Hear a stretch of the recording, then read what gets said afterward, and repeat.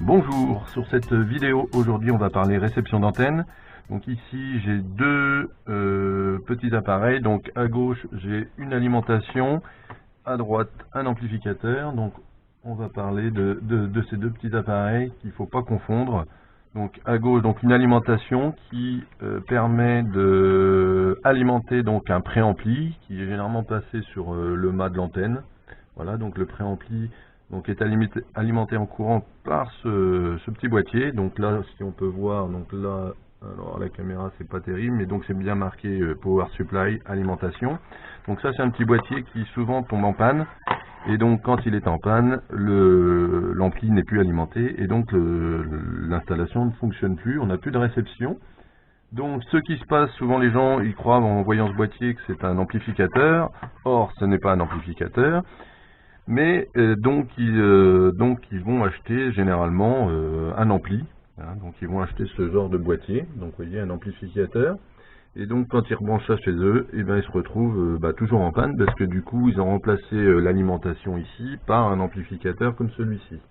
Et donc cet amplificateur ne va pas fonctionner étant donné qu'il n'envoie pas de courant au préampli. Donc pour voir la différence entre les deux boîtiers, c'est très simple. Une alimentation, déjà ça va être marqué sur l'étiquette, hein. Donc là on a une alimentation par exemple de la marque Johansson, hein, mais il en existe plein d'autres. Donc c'est bien marqué alimentation dessus. En plus, le boîtier, il n'y a aucun réglage dessus, hein. Donc on a ici l'entrée d'antenne et les deux sorties éventuellement pour renvoyer son installation. Alors que l'amplificateur, lui, donc là sur le modèle que je vous présente qui est un petit peu abîmé parce que c'est un vieux produit, mais ils sont presque tous pareils. Donc là c'est bien marqué donc que c'est un amplificateur, voyez, d'intérieur.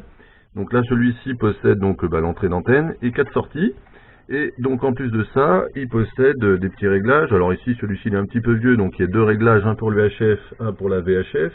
Donc l'UHF est en haut, donc ce qui nous intéresse. Donc quand c'est un amplificateur, l'amplificateur donc possède un petit réglage de puissance que n'a pas l'alimentation, parce que le réglage de puissance se trouve sur le préampli.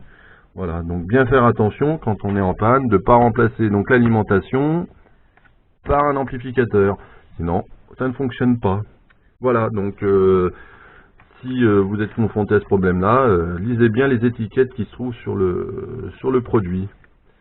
Voilà, donc sur une prochaine vidéo, on pourra reparler de l'antenne, hein, des pannes qui peuvent arriver, par exemple problème de réception, notamment avec la 4G, la 4G et la 5G qui peuvent perturber les antennes. Donc ça, je ferai un petit sujet sur une prochaine vidéo. Voilà, bonne journée, n'oubliez pas de vous abonner et de liker si vous voulez plus d'infos aussi. N'hésitez pas à laisser des commentaires sur vos problèmes de réception. Voilà, merci.